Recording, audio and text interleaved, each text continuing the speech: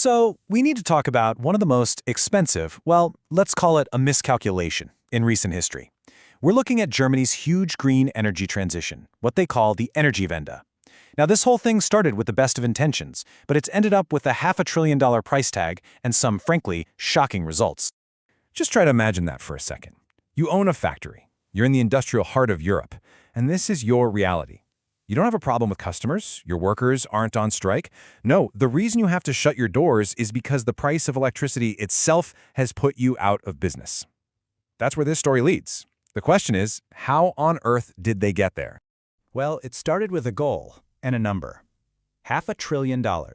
Let that sink in. That's how much Germany has poured into this project so far, trying to engineer a green miracle. It's an absolutely mind-boggling amount of money. And the results? Well, they're not what anybody was expecting. So that's the big question we're tackling today. How did the country known for precision engineering and, efficiency, find itself staring down the barrel of deindustrialization with some of the highest energy prices in the world? It really boils down to two key decisions. Think of them like two giant dominoes that, once they were pushed, started a chain reaction nobody could stop. All right, so the first domino to fall wasn't about economics at all. It was a pure political reaction. It was a single massive decision that completely changed Germany's energy future and really set the stage for everything else that was about to happen. And the crazy part here is the speed of it all. Just look at this timeline. In 2010, the government, led by a physicist no less, had what seemed like a pretty smart plan. Keep their clean nuclear plants running as a bridge to a renewable future. Makes sense, right?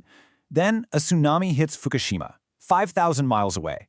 And just days later, in a country with basically zero tsunami risk, decades of careful energy policy just get tossed out the window. 8 reactors were shut down almost overnight in what you can only describe as a wave of political panic.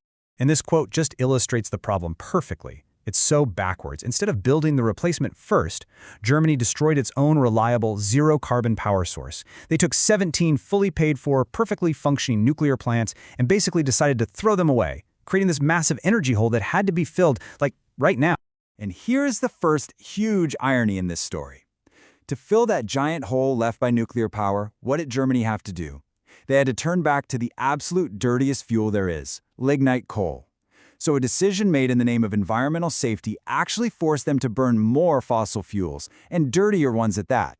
For almost a decade, even while spending billions on wind and solar, their carbon emissions basically went nowhere. They were spending a fortune just to run in place.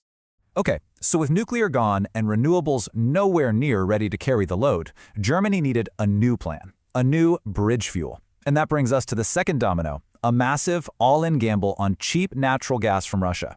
Now you have to understand, this wasn't just a business deal. For decades, this idea, change through trade, was a core belief of German foreign policy.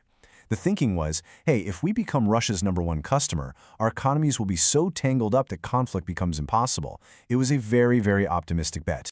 And this is what that bet looked like in practice. By 2021, over half, a staggering 55% of Germany's natural gas was coming from one single supplier. Their entire world-class manufacturing base, from chemicals to cars, was built on the assumption that this cheap Russian gas would flow forever. They had effectively handed the Kremlin an economic kill switch. And the thing is, it's not like nobody saw this coming. The alarm bells were ringing. This exact risk was called out, very directly, on the world stage at the UN. And what was the reaction? They laughed. The German delegation was caught on camera literally smirking and shaking their heads. Their belief in change through trade was so absolute that they didn't see it as a serious geopolitical warning. They just saw it as some American who didn't get the nuances of European diplomacy. Well, in February 2022, the laughter stopped. Russia invaded Ukraine, the gas pipelines were shut off, and the giant trap that Germany had spent decades building for itself finally snapped shut. The economic hit was it was immediate and it was brutal. We're not talking about prices going up a little. They went vertical. At their peak, they spiked over 1,000%. For an industrial economy, that is a death sentence. Think about it. What if your factory's energy bill went from $1 million a month to $10 million, literally overnight? Which brings us to this really important term, de-industrialization. It's what happens when it simply becomes unprofitable to physically make things in your own country anymore. It's when the factories that are the backbone of your middle class start to pack up and leave, and they don't plan on coming back. And look, this is not some abstract economic theory. It's happening right now. BASF, the world's biggest chemical company, is moving a $10 billion investment to China. Miele, an iconic German brand, is moving a washing machine production to Poland. This is what the hollowing out of an industrial superpower looks like in real time. Okay, but here's the kicker. This is where the story takes its final and maybe its most ironic twist. Because if you just glance at Germany's climate data, you'd think, hey, it worked. But that success, it's a complete mirage. So yeah, it's true. Germany's emissions have plummeted to a 70-year low. But, and this is a huge but, it's not because of their brilliant green transition. It's because their energy-intensive industries collapsed by nearly 20%. They didn't solve their emissions problem, they just shipped it overseas by shutting down their own factories. This quote just perfectly captures the absurdity of it all. The numbers on the spreadsheet look great, but they're hiding an economic catastrophe. You're hitting your climate targets, sure, but you're doing it by destroying the very economy that the energy was supposed to power in the first place. And the system itself is just wildly inefficient. Get this. In 2022 alone, Germany spent over $4 billion on what's called ghost electricity. That is money they paid to wind farms to literally not produce power, to shut their turbines off simply because the grid isn't built to get the power from the windy north down to the industrial south where it's actually needed. And this slide really puts it all into perspective.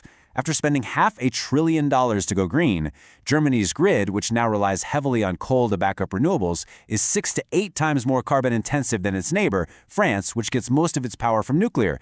The self-proclaimed climate leader is now, ironically, a much bigger polluter for every unit of energy it produces. So when you boil it all down, Germany's entire economic model for the last 50 years, take cheap energy, turn it into high-quality exports, that model is broken. And what was supposed to be the shining example for the rest of the world has become the perfect example of what not to do. And that really leaves us with the final question, doesn't it?